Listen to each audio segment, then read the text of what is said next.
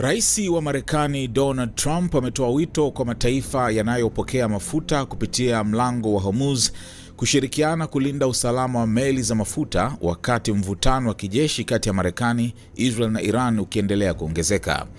Kupitia ujumbe aliochapisha katika mtandao wake wa Truth Social, Trump amesema nchi zinazotegemea njia hiyo muhimu ya usafirishaji wa mafuta zinapaswa kusaidia kuhakikisha usafiri wa meli unaendelea bila matatizo.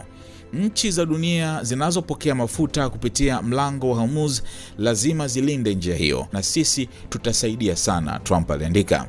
Aliongeza kuwa Marekani itaratibu ushirikiano na nchi hizo ili kuhakikisha usafiri wa meli unaendelea kwa haraka, kwa usalama na bila vikwazo. Trump pia alidai kuwa Marekani imeidhoofisha Iran kwa kiasi kikubwa katika vita vinavyoendelea. Marekani imeishinda na kuiharibu kabisa Iran kijeshi, kiuchumi na kwa kila njia nyingine, alisema. Wakati huo huo, juhudi za kidiplomasia za kumaliza vita zinaonekana kukwama.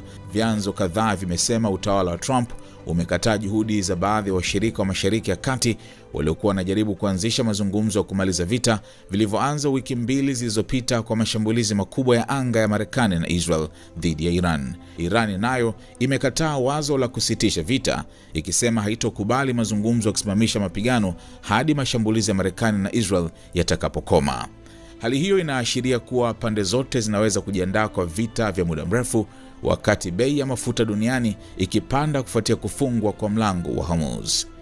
Waziri wa mambo ya nje wa Iran Abbas Araghchi amesema hakuna tatizo na kiongozi mpya wa Iran Mojtaba Khamenei baada ya maafisa wa Marekani kudai kuwa amejeruhiwa. Hakuna tatizo lolote na kiongozi mpya, alitoa ujumbe wake jana, na ataendeleza kutekeleza majukumu yake, alisema. Hata hivyo, maafisa wa Iran wamewahi kuthibitisha kuwa Khamenei mwenye umri wa miaka 56 alijeruhiwa katika shambulio la anga lililomuua babake Ayatollah Ali Khamenei pamoja na baadhi ya wanafamilia wake. Wakati huo huo, msemaji wa jeshi la Iran amesema Iran inaweza kulenga shabaha za Marekani katika miji kadhaa ya Falme za Kiarabu UAE. Kwa mujibu wa taarifa hiyo, majeshi ya Marekani yalitumia bandari na maeneo ya UAE kufanya mashambulizi ya makombora dhidi ya visiwa vya Iran, ikiwemo Abu Musa na sehemu ya kisiwa cha Kalg.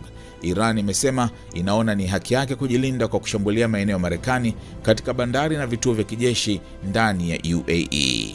Wakati huo huo, Reza Pahlavi, mtoto wa Shah wa mwisho wa Iran aliyeondolewa madarakani mwaka 1979, amesema yuko tayari kuongoza serikali ya mpito iwapo serikali ya sasa itaanguka.